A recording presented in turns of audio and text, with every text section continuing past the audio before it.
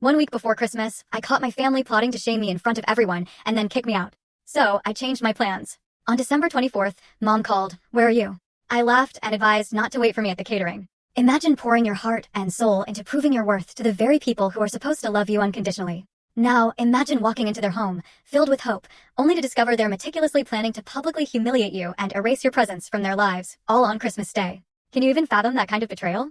What would you do if your family plotted to shatter your spirit right when you needed them most? My name is Frances, I'm 28, and Christmas used to be my absolute favorite. Growing up in the Harper family, it meant over-the-top, almost theatrical celebrations. But as the black sheep, the one who dared to launch a jewelry business instead of chasing a corporate ladder, I always felt this intense pressure to try harder, to fit in. Last December, I arrived early, buzzing with anticipation, ready to help with preparations. That's when I overheard a conversation that didn't just shatter my holiday spirit, it shattered everything. My own family was meticulously plotting to humiliate me publicly at Christmas dinner, and then, while I sat there devastated, they were going to clear out my childhood bedroom. It was a gut punch I never saw coming. The Harpers of Greenwich, Connecticut, were known for three things: money, influence, and expectations so high they felt impossibly suffocating. My father, Thomas Harper, was a self-made titan, the kind of investment firm founder whose success story gets glorified in business magazines. My mother, Diane, came from old money, her social calendar crammed with charity board meetings. Then there were my siblings. Jordan, for years my senior, was the perfect heir, following in Dad's footsteps without a single misstep.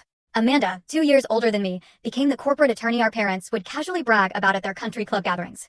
And then there was me, Frances Harper, the one who was supposed to complete their perfect family trifecta, but somehow, I just became the family disappointment. From childhood, the path was laid out: prestigious university, a law or finance degree, then a plum job at the family firm or a company impressive enough to drop into dinner party conversations.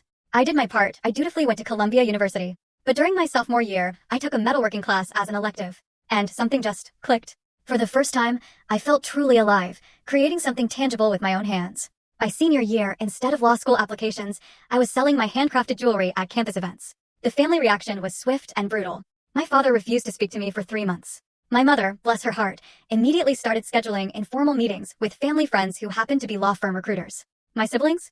They alternated between awkward silences and lecturing me about throwing away my potential. It felt like a constant judgment. Despite their relentless disapproval, I graduated. I used every dime of my meager savings to rent a tiny studio apartment in Brooklyn and full story on the channel. Link below. Click now and watch what happened next.